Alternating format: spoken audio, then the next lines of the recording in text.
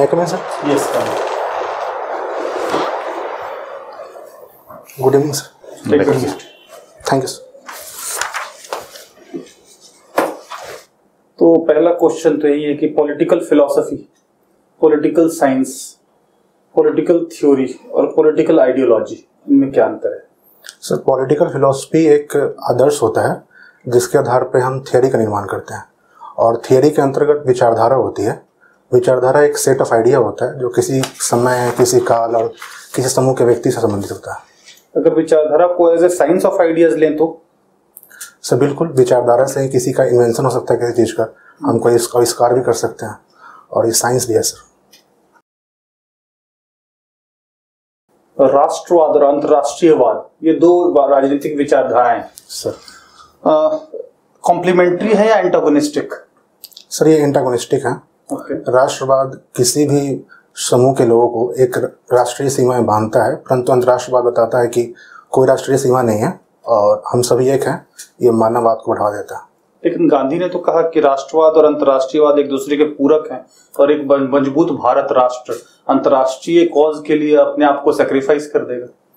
Sir मैं आपकी बात से बिल्कुल सहमत हूँ, लेकिन महात्मा गांधी एक राजनेता भी थे और भारत की आज़ादी उनके लिए काफ़ी महत्वपूर्ण थी। उनका ये स्टेटमेंट भारतीय उपनिवेशवाद पे एक प्रहार भी था सर। ओके, तो आप राजनीति को कैसे परिभाषित करेंगे? सर राजनीति समाज में होने वाली घटनाओं के बारे में अध्ययन करने की एक कला है, और ये हमें भविष्यवाणी की शक्ति देता है कि आप समाज में होने वाली घटना है उनकी आप भविष्यवाणी भी कर सकते हैं। राजनीति का मूल शब्द क्या है? सर ये राज करने की नीति है, आप शासन कैसे करेंगे इसकी कला है।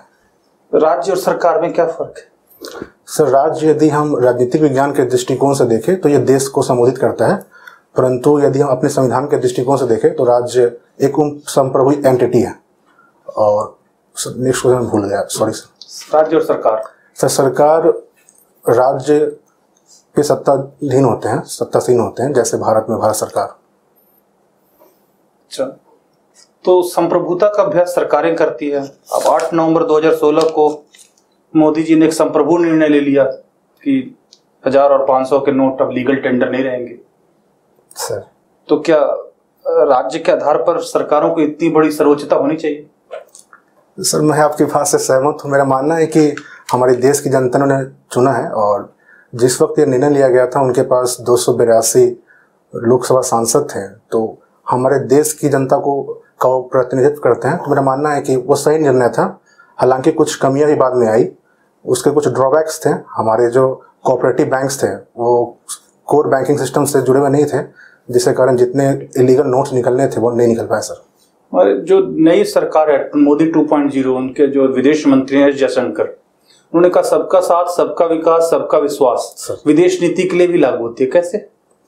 सर ये यहाँ पे हम अपने पड़ोसी देशों को संबोधित कर रहे हैं। हमारा मानना है कि भारत अगर विकास करेगा तो इससे संपूर्ण दक्षिण एशिया का विकास होगा, सिर्फ भारत का नहीं होगा। और हमारे जो पड़ोसी देश है उनके अंदर भारत के लिए बिग ब्रदर सिंड्रोम की एक संकल्पना बैठती है। उन्हें ऐसा लगता है कि भारत यदि विकसित होगा तो भारत हमें दबाएगा, और भारत दक्षिण एशिया की पूरी संपूर्ण विकास की बात है तो मोदी ने 2014 में तो सार्क देशों को आमंत्रित किया, लेकिन 2019 में पाकिस्तान को छोड़ दिया। ऐसा क्यों?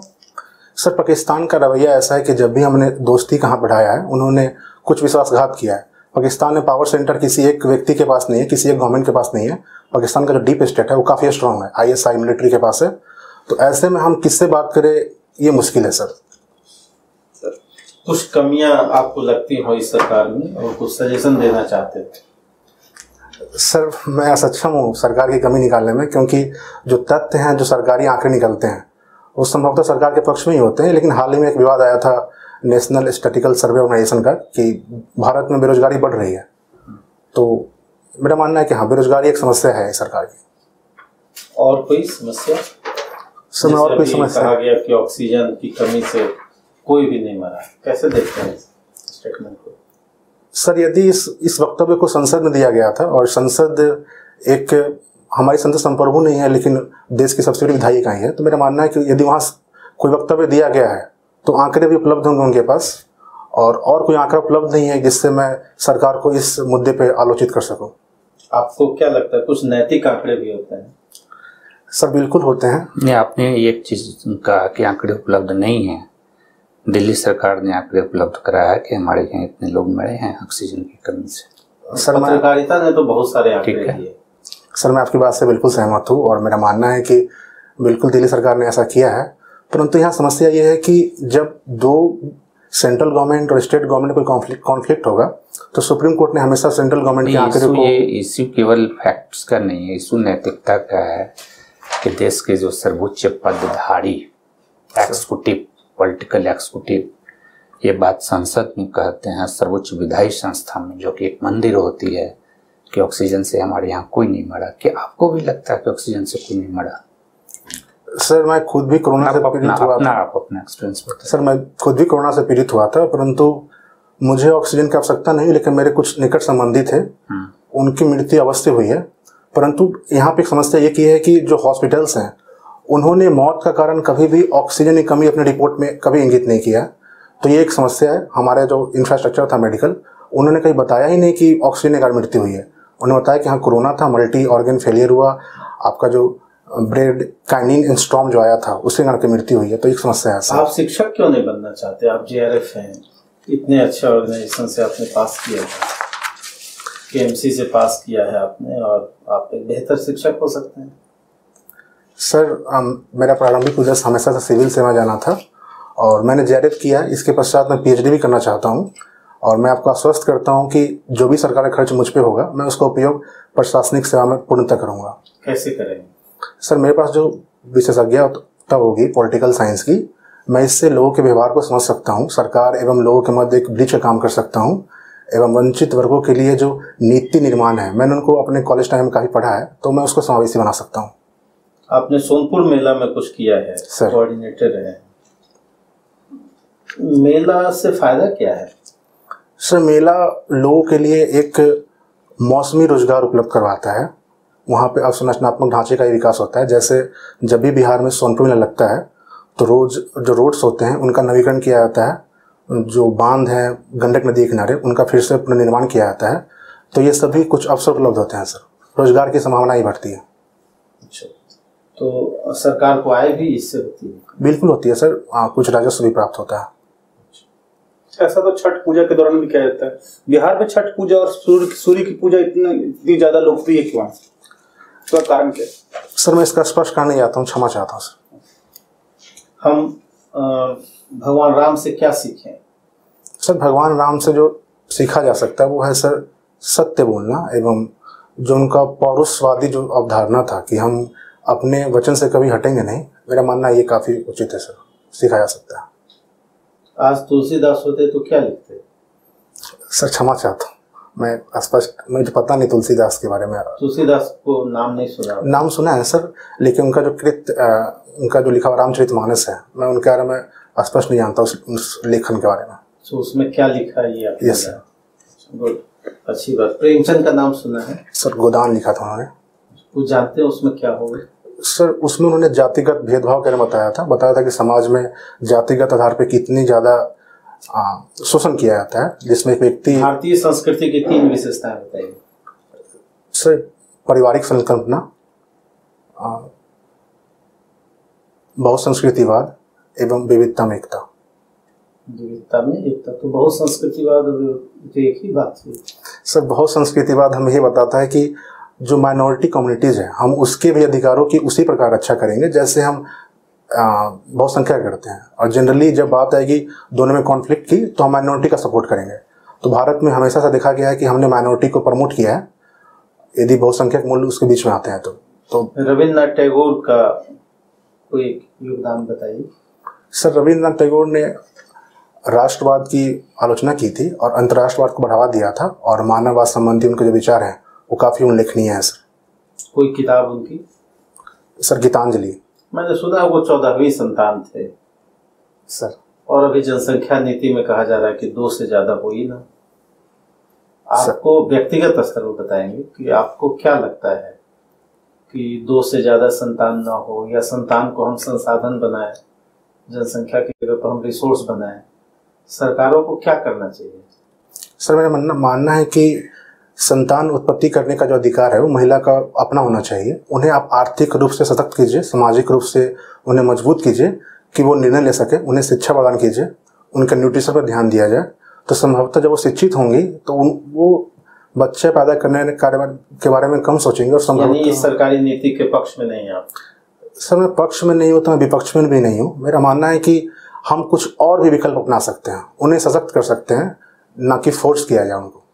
बिहार में कैसे काम करेंगे आप? तो दिल्ली विश्वविद्यालय में बहुत समय गुजारा आपने, दिल्ली में कैसे काम करेंगे? सर मैंने 12वीं तक की पढ़ाई बिहार से की है, वो भी सरकारी विद्यालय से। तो मुझे वहाँ की समस्याओं के बारे में स्पष्ट ज्ञान है और मुझे पता है कि वो समस्याएं क्यों हैं। तो मुझे ऐसा लगता है कि मेरा एक्सपीरियंस उसके समाधान में काम आएगा। और मैंने चूँकि दिल्ली में पढ़ाई करी है तो मुझे ये पता है कि समस्याओं को ठीक कैसे कर सकते हैं और कौन कौन से ऐसे संसाधन हैं जो हम बिहार में लागू कर सकते हैं। बेरोजगारी कैसे दूर कर सकते हैं बताइए? सर बेरोजगारी को दूर करने के लिए वहाँ पे इन्वेस्टमेंट सबसे बड़ा उपाय हो सकता है। जो डिमांड है वहाँ पे रोजगार का और जो आउटपुट है वो काफ़ी कम है, हमें उस मिसमैच को फुलफिल करना पड़ेगा, इंडस्ट्रियल डेवलपमेंट को बढ़ाना पड़ेगा। इसमें भी सर खाद्य प्रसंस्करण। आप एसडीएम बनना चाहते हैं सर? पहले 3 महीने क्या योजना है आपकी? सर मेरी पहली योजना है वुमेन सेफ्टी। बिहार में महिलाओं को काफ़ी दिक्कत है, क्राइम कंट्रोल, बैंक लूट्स काफ़ी होते रहते हैं वहाँ पे, जो सड़क दुर्घटना है उनको कम करना चाहूँगा। सो शिक्षा का जो स्तर वो काफ़ी ख़राब है, अवसंरचनात्मक स्तर पे काफ़ी समस्या है, ड्रॉप आउट रेट्स काफ़ी अधिक है। एनुअल स्टेटस एजुकेशन रिपोर्ट के अनुसार बिहार के जो एलिमेंट्री स्कूल है उसमें 37.3% जो टीचर्स हैं वो कम है। जंगल राज बहुत सुनते हैं बिहार में, जंगल राज का क्या मतलब? सर मेरा मानना है कि एक राजनीतिक वक्तव्य है और इसे राजनीतिक ही रहना चाहिए सर, ब्यूरोक्रेसी में इसको नहीं लाना चाहिए। अच्छा, जंगल राज बिहार के लिए कुछ कहा जाता है, सब कुछ इस पर टिप्पणी करना चाहेंगे आप? सर यदि इसको संक्षेप में दिखाया तो मेरा मानना है कि जंगल राज वहाँ के जो भ्रष्टाचार और अपराधीकरण की समस्या थी, जैसे 1990 के दशक में लूट, अपहरण, हत्या, बैंक लूट हो रहा है, बिल्कुल हो रहा है सर, लेकिन अब काफ़ी कम हो गया है।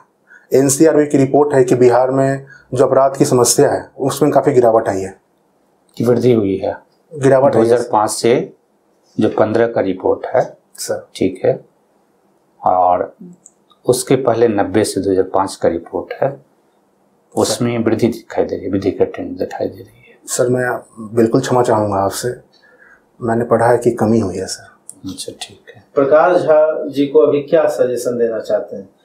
आपने उनकी मूवी आप देखते हैं सर, अभी उनको कौन सी मूवी बनानी चाहिए? सर मेरा मानना है कि उनको जो वर्तमान में उन्होंने बहुत सारी मूवी बनाई है जातिगत भेदभाव पे, बॉन्डेड लेबर पे। अब मेरा मानना है कि महिला सशक्तिकरण में मूवी होनी चाहिए। जैसे उनकी एक मूवी थी सांड की आंख, जिसमें उन्होंने महिला सशक्तिकरण को दिखाया। तो मेरा मानना है कि ये एक मुद्दा हो सकता है और जनसंख्या पॉलिसी को लेकर जो विवाद चल रहा है उसमें एक अच्छा ओवरव्यू दिखा सकते हो समाज को। आप कंटेंट डेवलपर का काम वर्तमान में कर रहे हैं सर, किस तरह का कंटेंट डेवलप करते हैं? सर मैं संघ लोक सेवा आयोग के लिए प्रीलिम्स मेंस के क्वेश्चंस बनाता हूँ। अच्छा। और बीपीएससी उत्तर प्रदेश पीसीएस के लिए भी क्वेश्चन डेवलप करता हूँ। अच्छा, बहुत अच्छा। तो ये बताइए कि चाइना के प्रभाव को कम करने के लिए G7 देशों ने एक build for better world initiative लिया है अमेरिका के नेतृत्व में, इसके बारे में कुछ बताएंगे? सर ये बेल्ट एंड रोड इनिशिएटिव को काउंटर करने के लिए है और ये इंफ्रास्ट्रक्चर डेवलपमेंट प्रोग्राम होगा जो जहां भी चाइना का प्रभाव बढ़ रहा है हम वहाँ उसको काउंटर करेंगे। इससे पहले सर ब्लू डॉट नेटवर्क भी यूएस ने स्टार्ट किया था चाइना के BRI नेटवर्क को काउंटर करने के लिए। तो सर ये विकल्प है। अच्छा, एक और चीज़ बताइए कि इंडिया का जो भीम ऐप है UPI सर, इसको एक अरब देश में लागू किया गया, कौन सा देश है वो? सर मुझे स्पष्ट रूप से याद नहीं है लेकिन संभवतः भूटान है सर। भूटान है। आप भी वैशाली से बिलोंग करते हैं सर? ठीक है।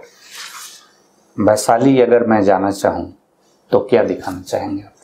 सर यदि आप वैशाली जाना चाहेंगे तो मैं सबसे पहले वैसाड़ स्थित कोल्हुआ पार्क, जहाँ पे महात्मा बुद्ध की 2 जगह अस्थियाँ रखी हुई हैं, जो स्तूप है, मैं आपको उनका दर्शन करना चाहूँगा। इसके पश्चात सर शांति स्तूप है, मैं वो दिखाना चाहूँगा आपको। सम्राट अशोका का पिलर है जिसमें शीर्ष पे भैंस अवस्थित है। मैं भैंस अवस्थित है, बैल या भैंस, क्षमा चाहता हूँ मैं। स्तूप जो है बबल शेप्ड होता है, ये हमें क्या याद दिलाता है? हाँ, ये हमें दिखाता है कि सॉरी सर, अच्छा, एक चीज बताइए कि अशोक का जो स्तंभ है, कहा जाता है कि मिर्जापुर के चुनार के पत्थरों से बना है, तो इतना वजनदार स्तंभ मिर्जापुर से वहां कैसे गया होगा?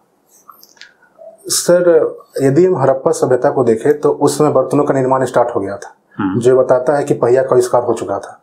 तो सर हमने पहिए के द्वारा किसी बैलगाड़ी या फिर किसी अन्य साधन से, बैलगाड़ी से वो चला जाएगा? सर हाथी का हम उपयोग कर सकते हैं पहिया गाड़ी में, और उससे हम उसका परिवहन कर सकते हैं। अच्छा, उसमें एक विशेष प्रकार का बहुत ही चमक होता है सर।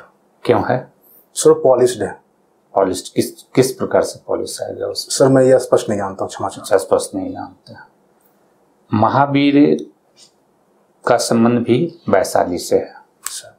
किस तरह का संबंध था महावीर का? सर भगवान महावीर का जन्म वैशाली में हुआ था, कुंडग्राम नामक स्थान पे, और बस। अच्छा, वैशाली में कौन सा वंश का शासन था? सर वैशाली में मौर्य वंश भी स्थापित हुई थी उसके पहले, उस समय के लिए। उससे पहले सर मुझे स्पष्ट पता नहीं कि वज्जी वंश शायद सर। वज्जी।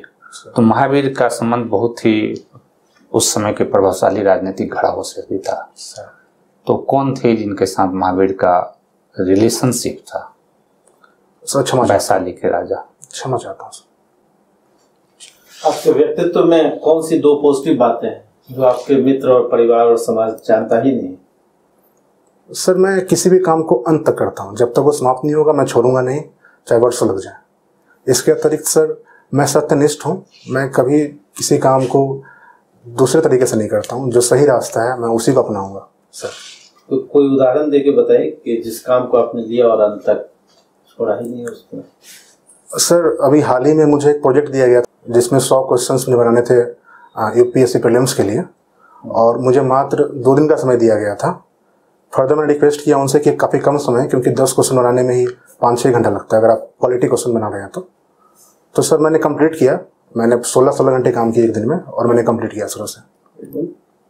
और कुछ कमियां भी होंगी? सर बिल्कुल है। मैं थोड़ा भावुक हूँ, परंतु मैं इससे अवगत हूँ तो मैं इसको नियंत्रित करता हूँ। एंड सर मैं जंक फूड खाता हूँ, इसलिए मेरा वेट ज़्यादा है। उसको नियंत्रित करने के लिए कुछ सोचा है? सर मैं अवगत हूँ और मैं प्रयास कर रहा हूँ कि इसको नियंत्रित कर पाऊँ। Good, thank you so much sir. Thank you.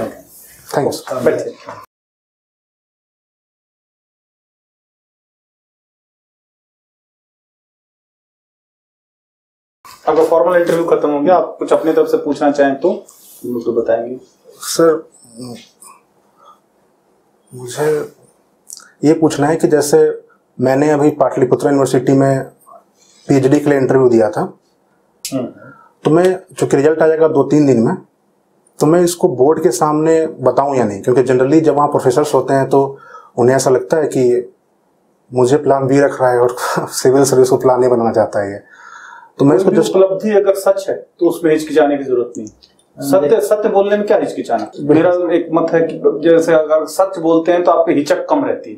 कोई चीज छुपाने की कोशिश करते हैं तो हिचक या इसका होने की चांसेस हैं। वैसे आपको ये देखना है दोनों। बिल्कुल सर, इसमें बढ़िया कॉन्फिडेंस लेवल है ना? ठीक है, बढ़िया प्रेजेंटेशन होना चाहिए। Thank you sir.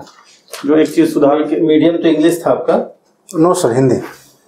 Pole science वगैरह सब आपने लिखा है हिंदी में? हाँ सर, कोई दिक्कत नहीं है। जो सुधार की गुंजाइश है वो ये है कि थोड़ा you can take more time to answer your question. जैसे पहला क्वेश्चन आपसे फिलोसफी थ्योरी, तो थोड़ा सा इत्मीनान से बोले, बहुत ज्यादा तेज होने की जरूरत नहीं, बहुत ज्यादा नहीं, क्योंकि अपना ओरिजिनलिटी बहुत ज्यादा खोएंगे तो फिर उससे फ्लो खराब हो जाएगा सर। थोड़ा सा इस पे you have to ponder on. बिल्कुल सर। ठीक है, गुड। आपका होना ही, मेरे विचार से तो होना चाहिए आपका। इंटरव्यू में भी अच्छे अंक आने चाहिए। Thank you so much sir. Very good, all the best. Thank you sir. Thank you.